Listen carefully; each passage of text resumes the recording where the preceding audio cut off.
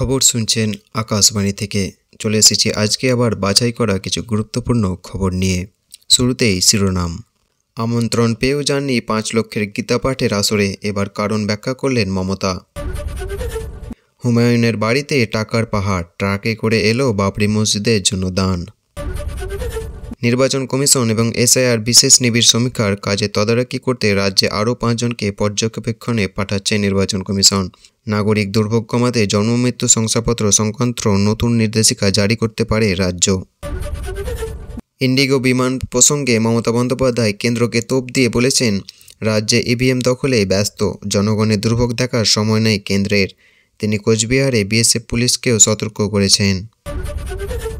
এদিকে কার্শিয়াংয়ে গাড়ি খাদে পড়ে পঞ্চায়েত সদস্যসহ 3 জনের মর্মান্তিক মৃত্যু। নাবালিকাকে ধর্ষণ ও গর্ভবতী করার দায়ে এক পৌরকে শাস্তি দিল হাইকোর্ট। সাসপেন্ড তৃণমূল বিধায়ক হুমায়ুন কবির মিমের সঙ্গে জোট করে মুর্শিদাবাদে 2টি আসন ছাড়ার কথা বলেছেন এবং বাবরি মসজিদের ভিত্তিপ্রস্তর স্থাপন করছেন। সপ্তশৃঙ্গ মন্দির থেকে ফেরার পথে মহারাষ্ট্রে 1000 ফুট গভীর খাদে বাস পড়ে কমপক্ষে 5 জনের মৃত্যু হয়েছে। শীতলতম দিন পেল কলকাতা, আগামী 5 দিন কতটা নামবে পারদ, জানুন বিস্তারিত খবরে। এতক্ষণ শুনলেন সংবাদ শিরোনাম, এবার আসছি বিস্তারিত খবরে। সামনেই 26-এর বিধানসভা নির্বাচন, আর সেই নির্বাচনকে কেন্দ্র করে একের পর এক পদক্ষেপ নিয়ে চলেছে রাজনৈতিক দলগুলো। এমন অবস্থায় ভোটের আগে ফের ধর্মীয় আবহে সরগরম রাজ্য রাজনীতি। গতকাল অর্থাৎ রবিবার ব্রিগেডের ময়দানে 5 লক্ষ কণ্ঠে গীতাপাঠের আয়োজন করেছিল সনাতন সংস্কৃতি সংসদ। সেই অনুষ্ঠানে লক্ষ লক্ষ মানুষের সমাগম হয়।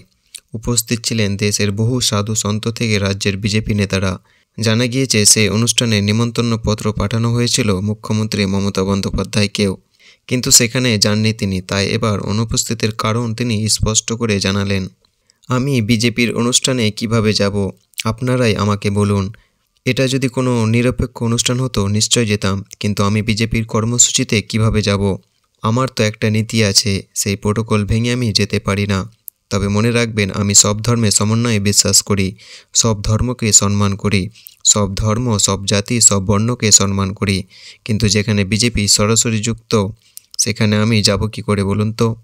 বিরোধী একদিন ধিক্কার জানিয়ে বললেন, ওরা বলেছে নেতাজিকে ঘৃণা করে, গান্ধীকে মানে না।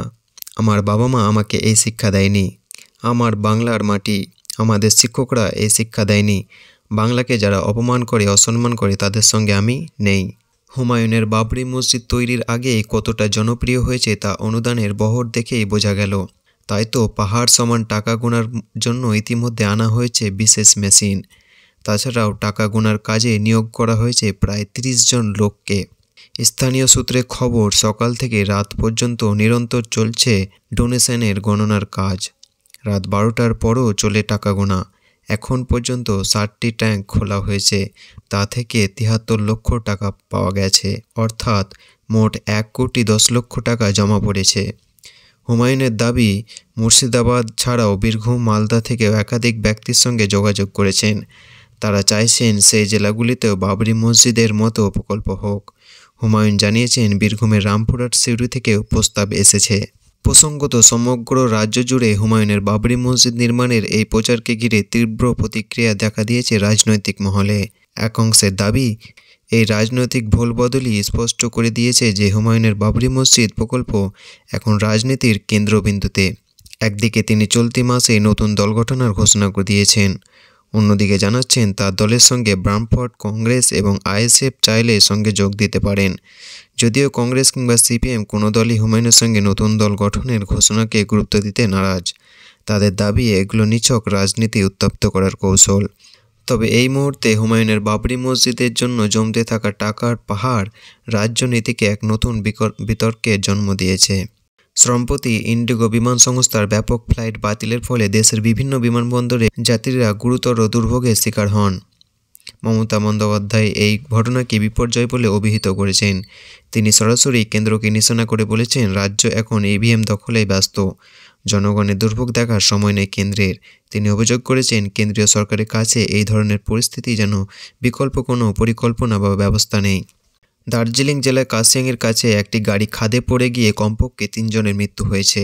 মৃত্যুদের মধ্যে একজন স্থানীয় পঞ্চায়েতের সদস্য ছিলেন।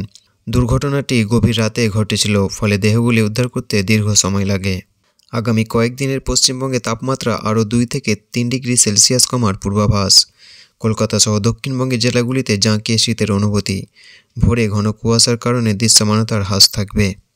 আজকের মতো খবর এখানেই শেষ হলো। ভিডিওটি ভালো লাগলে লাইক করে চ্যানেলটিকে সাবস্ক্রাইব করে দেবেন। ধন্যবাদ।